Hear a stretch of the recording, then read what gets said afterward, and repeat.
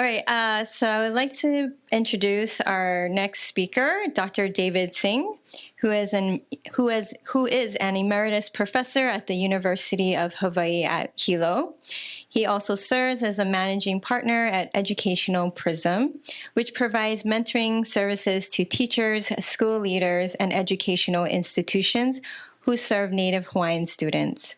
Dr. Singh is credited with designing and directing numerous educational programs that serve students in grades K through 12, as well as in higher education. These programs, such as Napua Noyau and the Hawaiian Leadership Development Program, raised achievement and aspirations through a pedagogy that integrates Native perspective, history, language, culture, and values. Dr. Singh is the recipient of many awards, including the National Indian Education Association Educator of the Year Award in 2008 and the Lifetime Achievement Award in 2021. Today, Dr. Singh will be presenting his reflections and revelations in Hawaiian education programming. Please welcome Dr. David Singh. I was hoping to come earlier, but my flight was delayed. I live in Hilo. And if you can see, that's what I saw this morning on the mountain.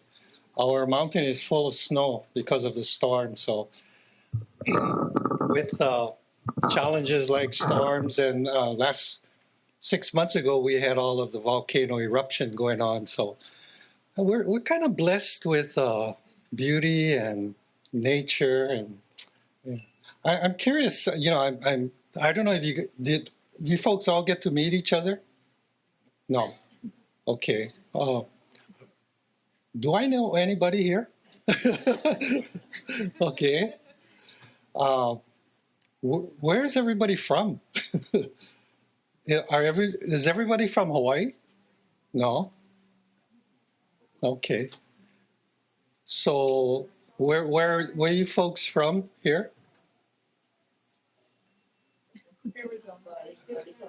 Arizona. Oh. Oh. So what? Dr. Little Crow works at one of the institutions. Arizona State University. Which one? Arizona State University. Oh, okay. And where are the other people from? That's not from Hawaii. Utah. Okay. California. Saipan. Okay. Ohio. Okay. New York. Okay. I've been to all those places. So if I didn't see you then, aloha now. Mahalo for the kukui nut lei. So who's from Hawaii? Okay. Who's Hawaiian? All right. So kukui, I have a kukui nut tree in my yard, and I just made some inomona with it. If you're familiar, kukui is a very important plant indigenously in Hawaii. Not plant, what is it? A nut. It's a nut that grows on a tree. And so back in the old days before electricity, kukui was used as lanterns. So in the middle, there's a lot of oil in it and little grainy substance. So the grainy substance is what we use for food. So I use it with my poke, my raw fish.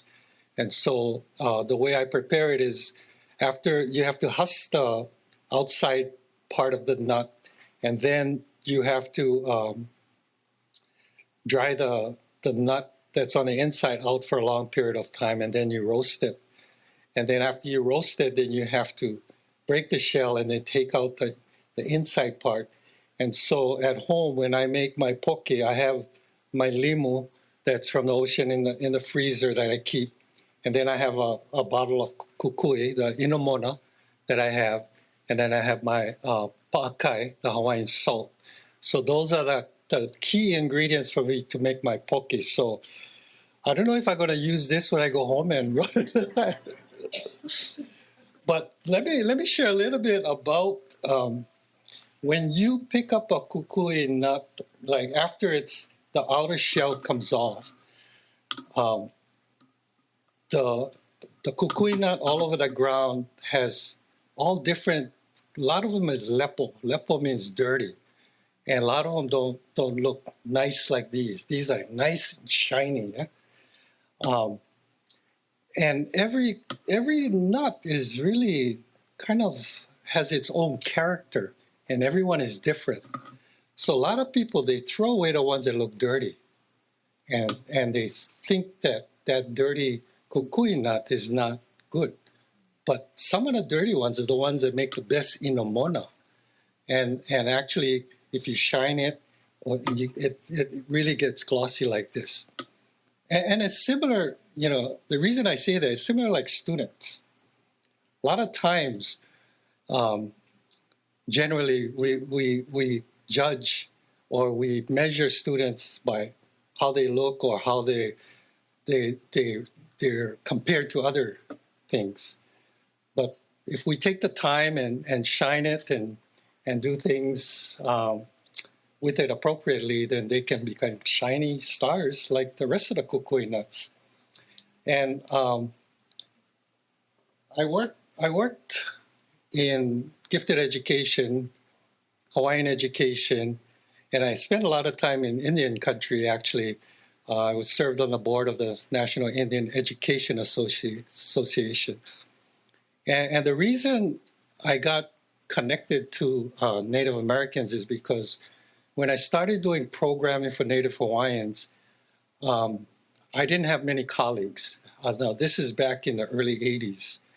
And so I was developing most of the programs that existed back then were remedial programs.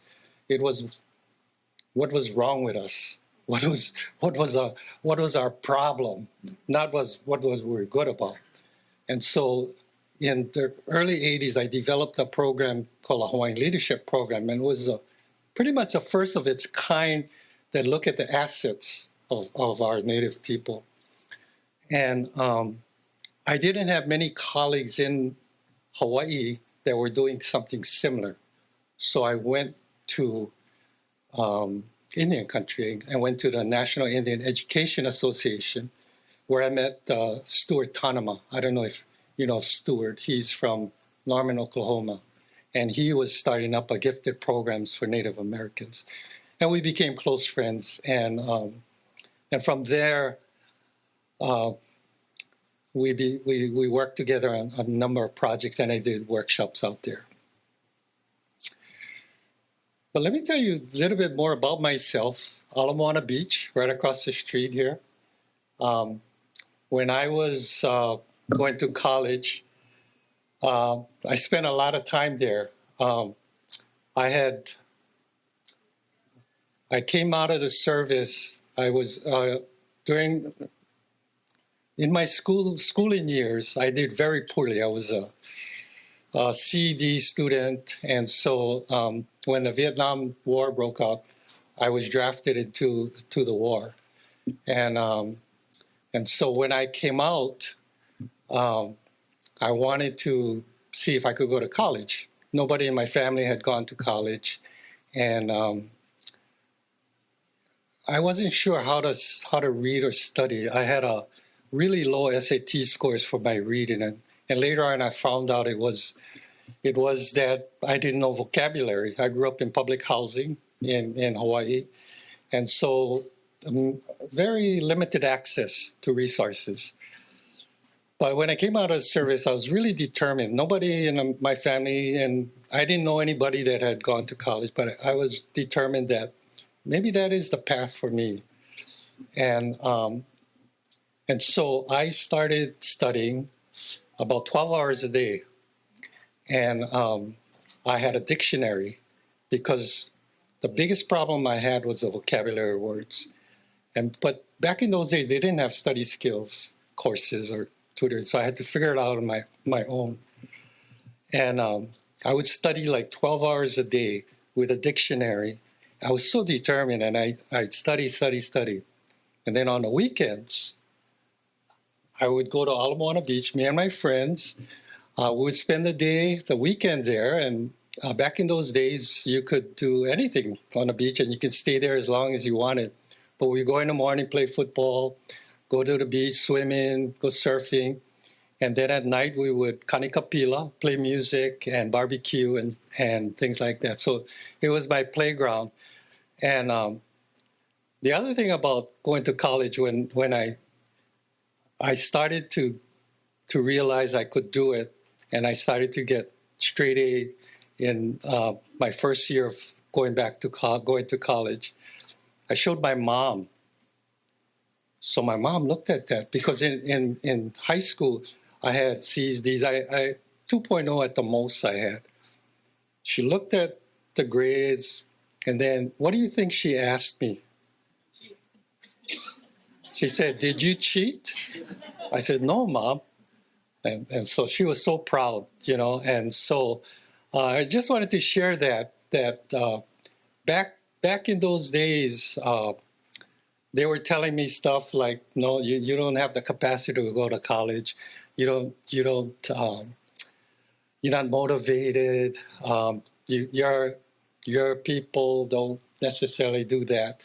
So when I went back to college, my big motivation was to try to change that. So that's been my dream. That's been my career. My whole PhD is in optimizing learning for Native Hawaiians, raising their achievements and aspirations, and that's been my career ever since.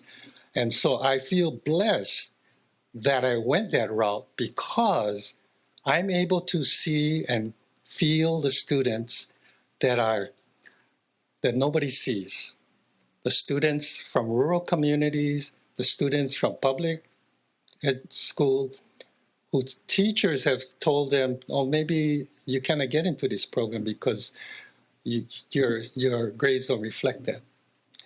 But I'm able to know that, no, that's not true. And so over the last 40 years, I've been able to develop successful programs. And today we have through our programs, many medical doctors, many engineers, all different professions. So what I want to do, take a little time doing, is kind of reflections and revelations about what are the key things that I would do today that I didn't know before to really make a difference in education. And I think it wouldn't apply just to Native Hawaiians, but any population that may be underserved or not being seen. So let me take you to that little journey. So guiding principles. So first thing is every child a promise. And I want to share, these are broad statements, but what I found over time is that a lot of people have these strategic plans and strategic objectives, and they forget they start their program, but they forget about it. And later on, I see that they're just trying to meet the measures of their objectives or what people want to see them do within the parameters of maybe the school or whatever. So what I'm sharing with you is to try to look beyond the parameters of a grant or beyond the parameters of a school, but think about the student. And I appreciate Francis for sharing the perspective that you folks have, and really it mirrors what we do here. But every child a promise. You know, when I see the demographics that Native Hawaiians are underrepresented in higher education, they're underrepresented here and overrepresented in jails. It's not a reflection on our people, right? It's a reflection on our system. It's a reflection on what have failed us. And so we really need to take a look at what are we trying to do? If we got a program that's trying to do gifted and talented education, are we going to do an application that looks for students that are gifted and talented as they are showing in the school setting based on the measures that they show? I wouldn't, because those kids are already going to make it. I would look for the kids that you can make transformational changes on them. I would look for the kids that are sitting there, the David Sings that are there that nobody sees and nobody acknowledges, and start to look for the kinds of ways that we can provide an opportunity for them to express their abilities in different ways than what we normally allow them to do. So we need to change the different ways that people look for students, because basically when we're teaching students to learn something, they may be learning something completely different. You know, when we have certain instructional lessons that we're trying to teach, we're measuring them on how they learn those lessons, but they might be thinking brilliantly in another way. So how do we capture that? So how do we design the kinds of assessments that tell us more about the student?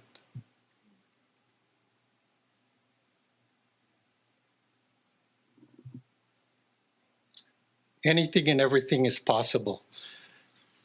This is important not only for the students to believe that, but for the teachers and the parents to believe that.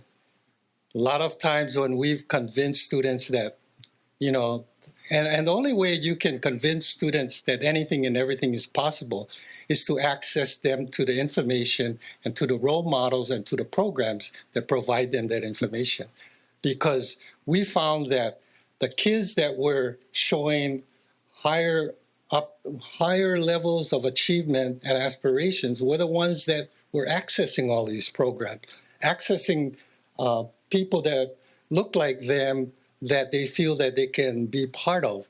And so what we started doing is saying, okay, if that's what it takes, we're not going to just take them to the fire department. We're going to take them to the medical school. We're going to take them to the pharmacy school. We're going to take them to the School of Engineering and provide them with instructors that look like them.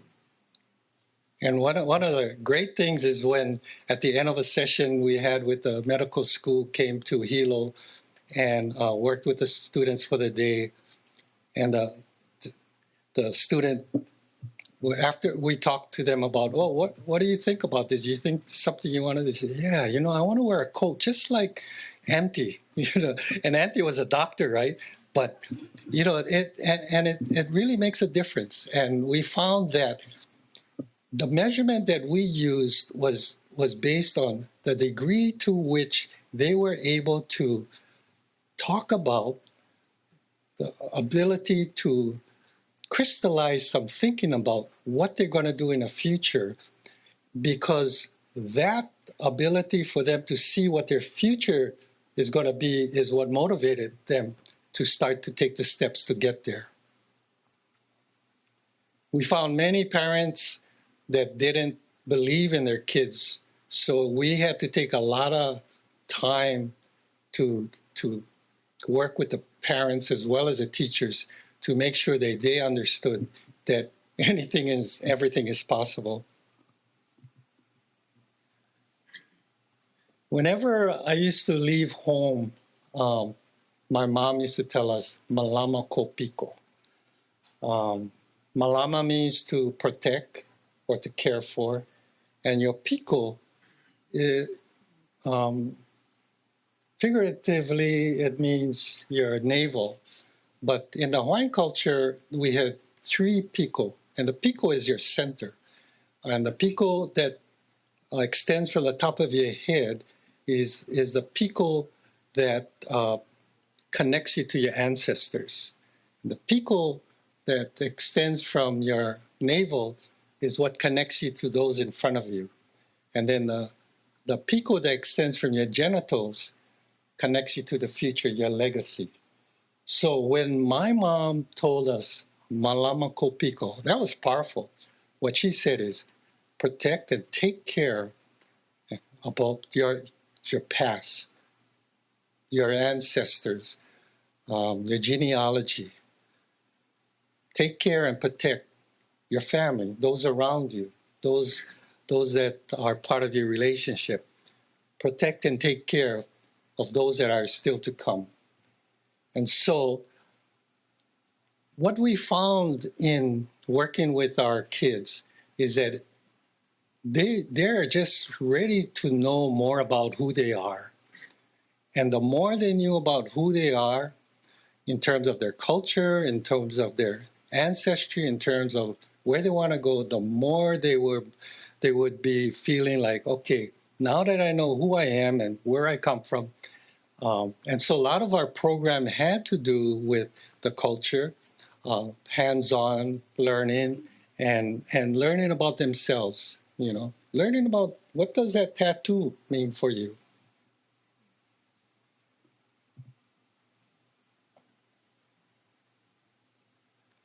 We found that, they have these interest inventories, and it really didn't mean anything to the students until they realized that, they have a kuleana, and their kuleana means what is their responsibility? What is your responsibility to your family? What is the responsibility to your community? And we found that the more that the students understood that, then the more that would manifest into them wanting to create a career or an educational path that would allow them to take responsibility of their family and their community.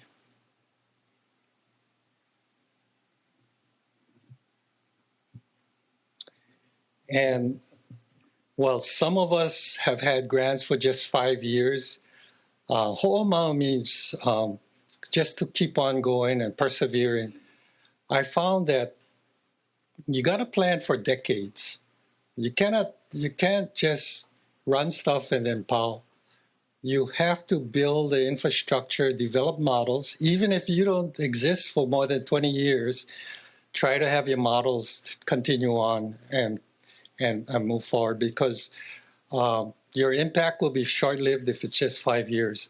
But if it's 10, 20, our program lasted for 30, and the models are all out there. And even though the particular program that I was running is still not in existence, the models of it still exist, and the roots have taken shape.